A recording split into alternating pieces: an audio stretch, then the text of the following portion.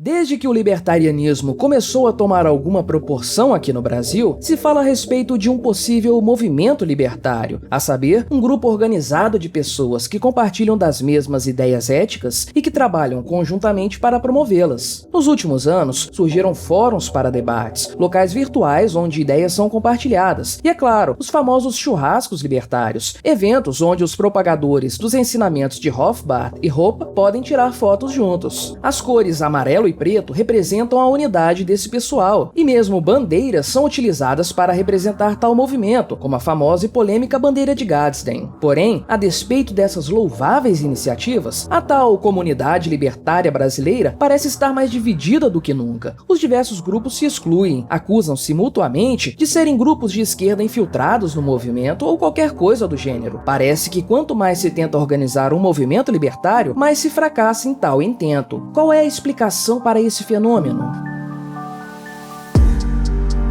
Este é o canal Quinta Essência, e eu sou o Gabriel. Se você gosta do conteúdo que eu produzo aqui no YouTube, deixe o seu like e o seu comentário neste vídeo, se inscreva no meu canal e considere se tornar membro patrocinador do meu trabalho, com valores a partir de R$ 1,99 por mês. Basta clicar no botão Seja Membro aí embaixo. Adianto o meu argumento afirmando categoricamente que nunca existirá um movimento libertário unificado, nem aqui, nem em qualquer outro lugar do mundo. Antes de explicar este meu ponto, porém, preciso reforçar o que significa a ética libertária de forma resumida. Basicamente, o libertarianismo pressupõe a ideia de propriedade privada, incluindo aí a autopropriedade, ou seja, o controle sobre o próprio corpo, como parâmetro de convivência em sociedade, derivando daí o princípio da não agressão. Em outras palavras, a ninguém é dado o direito de iniciar agressão contra outras pessoas ou contra suas propriedades privadas. Por mais que existam inúmeras obras escritas por grandes intelectuais do libertarianismo, não podemos negar que a base da ética libertária é, por si só, extremamente simples. Se você é capaz de entender a definição anteriormente fornecida a respeito do que seja o libertarianismo, você conseguirá evoluir a partir daí todo o resto. A posição libertária a respeito das drogas, do armamento civil, do casamento homossexual, do cuidado com o meio ambiente, da responsabilidade pelos pobres, da religião, dos direitos autorais e de cópia, etc. O movimento libertário, portanto, deve ser um grupo organizado de indivíduos que compartilhem dessa mínima base ética. E tal base, por menor que seja, deve ser relevante o suficiente para manter tal grupo coeso. Afinal, sem tal coesão, é simplesmente impossível formar um movimento do que quer que seja. E esse é o grande problema que impede a existência de um legítimo movimento libertário. A ética que defendemos fala sobre uma parcela muito pequena de tudo o que importa ao ser humano, e em todo o restante nós somos muito diferentes. Para ilustrar meu ponto, utilizarei um exemplo drástico e exagerado, e preciso confessar, de muito mau gosto. Imagine que determinado indivíduo, que compartilha conosco de nossos princípios libertários, possua um animal, digamos uma cabra. Tal indivíduo, que absolutamente não viola o PNA, repudia a existência do Estado, não processa outras pessoas por direitos autorais e que reconhece a soberania de contratos firmados livremente entre indivíduos, ou seja, que é um legítimo libertário, mantém o estranho e reprovável comportamento de viver maritalmente com tal cabra. Do ponto de vista da ética libertária, não há nada de errado aí. A cabra, sendo um animal e não um ser humano, não possui direitos, e o seu legítimo proprietário pode dela dispor como bem entender, sem que eu e você possamos utilizar de força para impedi-lo de realizar o seu intento. De maneira bastante resumida, podemos afirmar que tal indivíduo não está ferindo de maneira alguma a ética libertária. Em outras palavras, ele é tão libertário quanto eu e você. Isso, porém, não significa que algum de nós aceitará tal comportamento. É bem provável que a maior parte de nós, ou talvez todos nós, não queiramos ser amigos desse sujeito. Num evento libertário, como o já citado típico churrasco, nós provavelmente não gostaríamos de ser fotografados e filmados ao lado de um sujeito que é conhecido por ser casado com uma cabra. Alguns mais sensíveis, certamente, sequer participariam de um evento em que um indivíduo do tipo estivesse presente. Falo por mim, se eu visse esse sujeito caminhando no mesmo lado lado que eu da calçada, eu trocaria de lado. É claro que esse é um exemplo absurdo, ou como se diz em debates lógicos, trata-se de um reductio ad absurdum. Naturalmente, eu acredito que ninguém no meio libertário tenha um comportamento tão depravado. Porém, se tal exemplo pode ser considerado inverossímil, outras situações dele derivadas podem fortalecer este meu ponto. Lembre-se que, por exemplo, o uso de entorpecentes não fere por si só a ética libertária. Contudo, um libertário mais conservador poderá não se sentir à vontade participando de um evento com um libertário que não só faça uso público de alguma droga, mas que ainda ostente tal comportamento como moralmente aceitável. Pense também que algum libertário que seja também um ateu militante, do tipo que repudia a prática religiosa como algo que tolhe o pensamento humano, uma forma de controle social, não queira ser visto no mesmo ambiente com um libertário cristão que use roupas com imagens de santos, terços nos pulsos e que faça o sinal da cruz antes de comer. Veja que todos os comportamentos aqui descritos, seja o do usuário de drogas, o do conservador, o do ateu ou o do cristão, não ferem a ética libertária. Isso, porém, não implica dizer que tais pessoas consigam conviver bem o suficiente a ponto de formarem juntas algo como um movimento libertário. Seja sincero, espectador libertário, você não escolhe seus amigos com base na ética libertária. Você nunca me dirá algo como: veja, este é o meu melhor amigo, porque ele não me agride nem viola minha propriedade privada. Você não escolhe seus relacionamentos pessoais com base no PNA. Não é isso que você espera de seus amigos. Você espera isso de todas as pessoas da sociedade, especialmente daquelas que você não conhece. Afinidade e critérios morais são muito mais importantes para o estabelecimento de relações duradouras do que princípios éticos. Por isso, é muito mais fácil encontrar libertários vinculados a grupos e movimentos com indivíduos que não são necessariamente seguidores da ética libertária do que vinculados a grupos com outros libertários. Por exemplo, você encontrará libertários cristãos em diversos movimentos religiosos. Pense que muitos farão volume em grupos pró-vida e passeatas religiosas contra o aborto, ainda que nunca tenham se esforçado de verdade para ir num evento ANCAP. Da mesma forma, movimentos como o pró-armas estão cheios de libertários que provavelmente nunca se associaram a outros libertários pela simples defesa ética de suas ideias. No movimento pró-vida ou em algo semelhante ao pró-armas, a maior parte dos indivíduos não pedirá o fim do Estado ou a completa liberdade para os indivíduos. Porém, a despeito do conflito ético envolvido, o fator moral falará mais alto, e pequenos pontos de convergência, como o direito à vida e a autodefesa, serão suficientes para unir pessoas que, em todos os aspectos alheios à ética libertária, possuem grandes afinidades. Pensamentos religiosos parecidos, mesmo gosto artístico, mesmos valores familiares. Tudo isso possui uma capacidade maior de unir indivíduos que as ideias libertárias. Para além disso, porém, ainda há outra questão. A própria ideia de haver um movimento libertário organizado, e, portanto, que demande uma organização centralizada, é conflitante com os princípios libertários. Não faz muito sentido defender a ideia de que cada um deve ser dono de sua própria vida, respeitados os limites de sua propriedade privada, em um movimento com regras definidas e com lideranças pré-determinadas. Na verdade, não é exagero dizer que o termo movimento libertário é definitivamente um contrassenso. Nós, libertários, somos muito diferentes, e essa é a beleza do libertarianismo. Numa sociedade verdadeiramente livre, indivíduos tão diferentes quanto se possa imaginar, movidos por bases morais tão variadas quanto se possa conceber, poderão coexistir pacificamente se os princípios da ética libertária forem preservados. Entenda, dois indivíduos libertários não precisam se gostar, se admirar ou se querer bem. Ambos podem reprovar mutuamente as escolhas pessoais do outro. Porém, se não houver entre eles qualquer tipo de violência, a ética libertária estará preservada. Se eles serão amigos, se farão um churrasco juntos, ou se enrolarão seus corpos numa bandeira de Gadsden para tirar uma foto, bem, isso não faz a menor diferença. Precisamos aceitar a realidade dos fatos. Nunca seremos um movimento organizado, nunca seremos um grupo coeso, nunca seremos um partido. Apenas reflita a respeito do que nos faz ser libertários e compreenda que definitivamente nunca poderá existir um movimento libertário organizado, seja por tal organização não se encaixar na ideia de nossa ética em si, seja porque nós somos tão diferentes que em muitos casos nossas diferenças são inconciliáveis. Eu não espero de você que você queira ser meu amigo, tirar fotos comigo ou frequentar a minha casa. A depender dos seus hábitos de vida, eu sequer iria desejar tais coisas. Sejamos sinceros, de alguns libertários nós queremos distância, e é bem provável que eles também queiram se afastar o máximo possível de nós. Ainda assim, enquanto a ética libertária libertária for respeitada por todos, todos nós seremos libertários. É a isso que se resume o nosso pensamento. Todo o resto vem como acessório, como escolha pessoal. E não importa a que tipo de movimento você se relacione, com base em suas decisões morais. Basta saber que, definitivamente, você nunca participará de um legítimo movimento libertário.